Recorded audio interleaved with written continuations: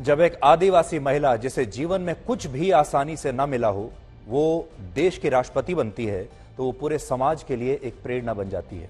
द्रौपदी मुर्मू ने 15वें राष्ट्रपति के तौर पर शपथ लेने के बाद अपने संबोधन में 4 ऐसी बड़ी बातें कही हैं जो आप सबको उम्मीद, प्रेरणा और शक्ति से भर देंगी।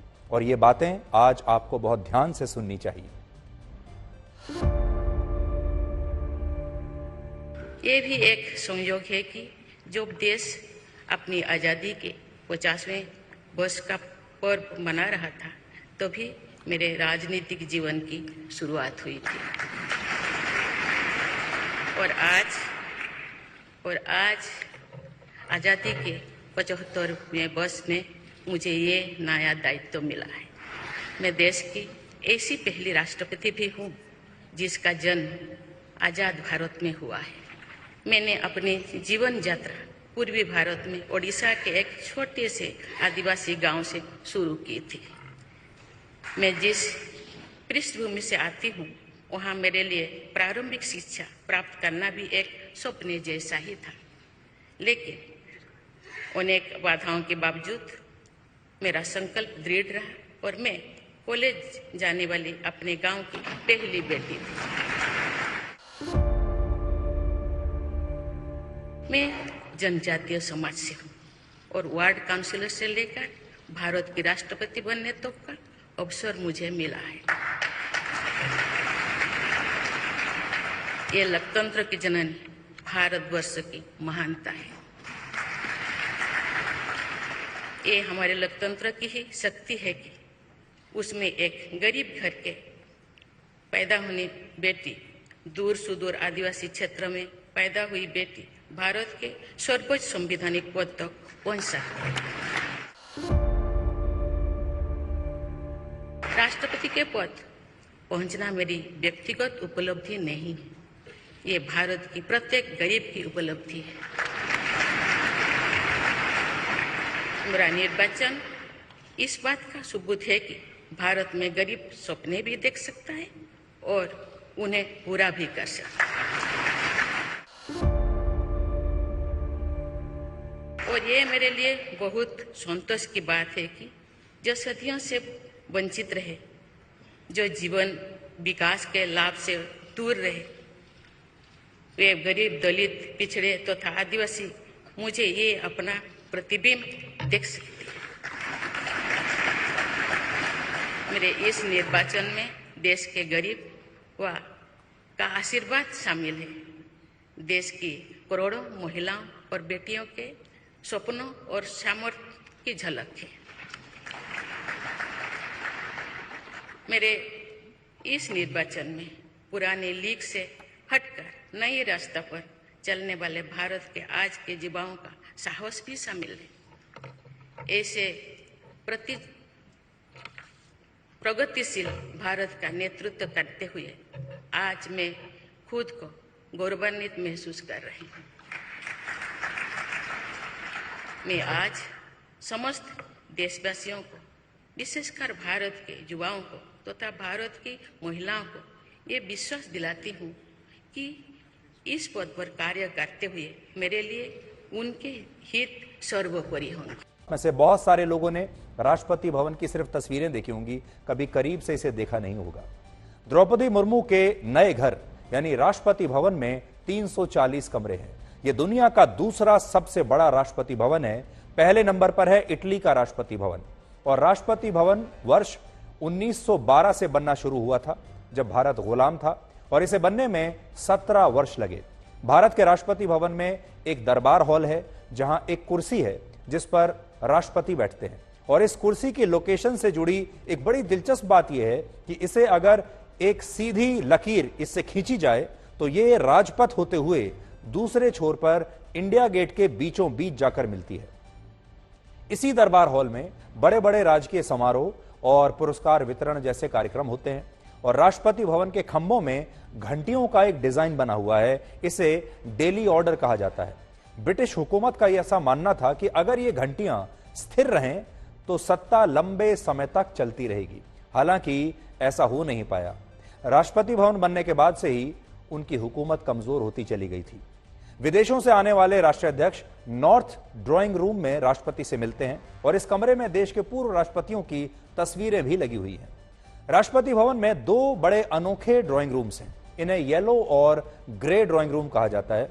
येलो रूम में छोटे राजकीय समारोह होते हैं और ग्रे ड्राइंग रूम में अतिथियों का स्वागत किया जाता है।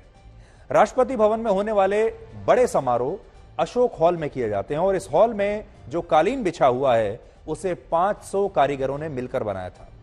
अशोक हॉल की छत पर देशी नहीं बल्कि विदेशी सम्राटों से जुड़ी चित्रकारी की गई है और राष्ट्रपति भवन का मुगल गार्डन आम लोगों के भी आकर्षण का केंद्र हमेशा रहता है। 15 एकड़ में फैले मुगल गार्डन में वर्ष 1928 से ही पौधे लगाने का काम चल रहा है और यहां के फूलों के नाम भी देश विदेश के प्रसिद्ध लोगों के नाम पर रखे गए हैं।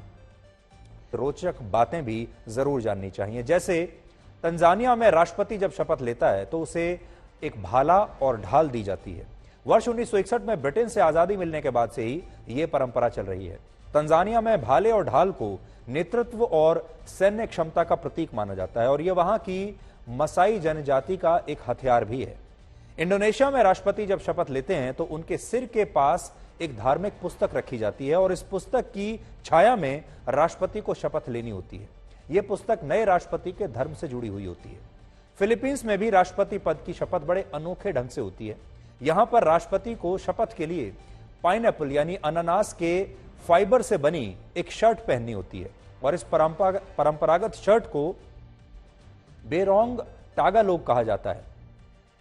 रशिया में राष्ट्रपति को शपथ के बाद सोने की एक खास चेन दी जाती है और शपथ के दौरान संविधान की कॉपी और प्रेसिडेंट चेन ऑफ ऑफिस मंच पर रखी जाती है। President's chain of office. नया राष्ट्रपति संविधान की कॉपी पर हाथ रखकर शपथ लेता है और फ्रांस में भी राष्ट्रपति पद की शपथ नहीं ली जाती। वहां पर जीत के ऐलान के साथ ही राष्ट्रपति बन जाते हैं।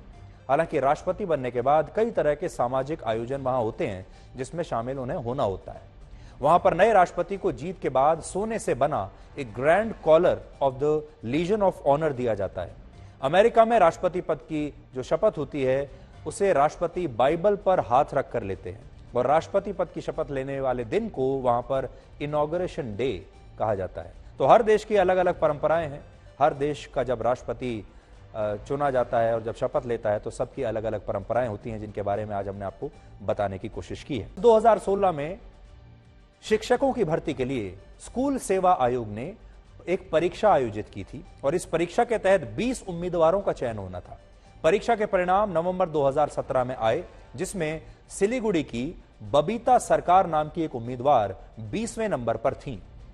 लेकिन स्कूल सेवा आयोग ने यह लिस्ट रद्द कर दी और जब नई लिस्ट आई तो उस लिस्ट में बबीता सरकार 21वें नंबर पर चली गई और वेटिंग लिस्ट में वो चली गई, यानी नौकरी उनके हाथ से आई हुई नौकरी उनके हाथ से फिसल गई। जबकि पहले नंबर पर अंकिता अधिकारी का नाम आ गया जो उस वक्त टीएमसी के एक विधायक परेश अधिकारी की बेटी थी। परेश अधिकारी फिलहाल शिक्षा विभाग के राज्य मंत्री हैं और नई लिस्ट आने के बाद बबीता सरकार ने कलकत्ता हाईकोर्ट में एक अर्जी लगाई। हाईकोर्ट ने आयोग से दोनों की मार्कशीट मांगी और इस मार्कशीट से पता चला कि 16 नंबर कम पाने के बावजूद, ध्यान से सुनिएगा आप, 16 नंबर कम पाने के बावजूद मंत्री जी की बेटी का नाम टॉप पर आ गया और बबीता सरकार 21वें नंबर पर चली गई। कलकत्ता हाईकोर्ट ने आदेश दिया कि अंकिता अधिकारी को नौकरी से हटा दिया जाए और यह नौकरी बबीता सरकार को दे दी जाए। लेकिन बात यहां खत्म नहीं हुई, बात असल में यहां से शुरू हुई। हाईकोर्ट ने इस घोटाले की जांच के लिए रिटायर्ड न्यायमूर्ति रंजीत कुमार बाग की अध्यक्षता में एक समिति बना दी और यहीं से पार्थ चैटर्जी की किस्मत कमजोर होती चली गई। इस कमेटी ने अपनी रिपोर्ट में शिक्षक घोटाले की पुष्टि की और कहा कि यह घोटाला हुआ है। राज्य स्कूल सेवा आयोग के 4 पूर्व बड़े अधिकारियों के खिलाफ आपराधिक कार्रवाई करने की सिफारिश की। इसके बाद अदालत ने इस मामले की जांच सीबीआई को सौंप दी। इंटरनेशनल की रिपोर्ट के मुताबिक सरकारी विभागों में भ्रष्टाचार के मामले में भारत पूरे एशिया में नंबर 1 पर है। इस सर्वे में शामिल 26% यानी 1/4 लोगों ने कहा कि प्रॉपर्टी रजिस्ट्रेशन के लिए उन्हें सबसे ज्यादा रिश्वत देनी पड़ी। दूसरे नंबर पर पुलिस विभाग था जिसे सर्वे में शामिल 19% लोगों ने सबसे भ्रष्ट बताया। इसके अलावा नगर निगमों, बिजली दफ्तरों और ट्रांसपोर्ट ऑफिसेज को 13% लोगों ने भ्रष्टाचार का सबसे बड़ा अड्डा बताया और टैक्स डिपार्टमेंट और जल निगम में भी भ्रष्टाचार को लोगों ने एक बहुत बड़ी समस्या हमारे देश में बताया है। वाले खिलाड़ी एंडरसन पीटर्स ने 90.54 मीटर जेवलिन फेंका है। दोनों में अंतर आप देख लीजिए।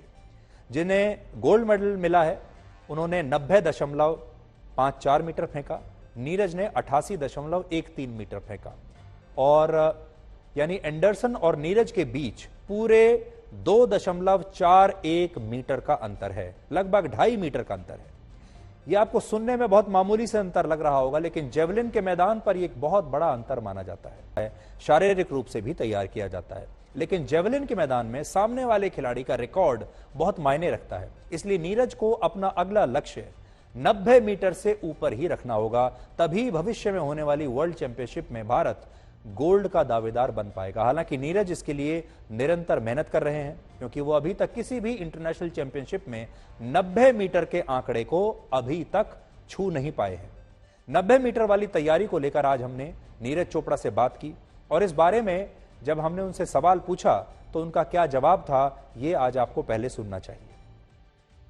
जितना भी टाइम था उसका काफी अच्छे से यूज हुआ और थ्रो है जो इस साल की काफी कंसिस्टेंट है, तो वो बहुत अच्छी बात है।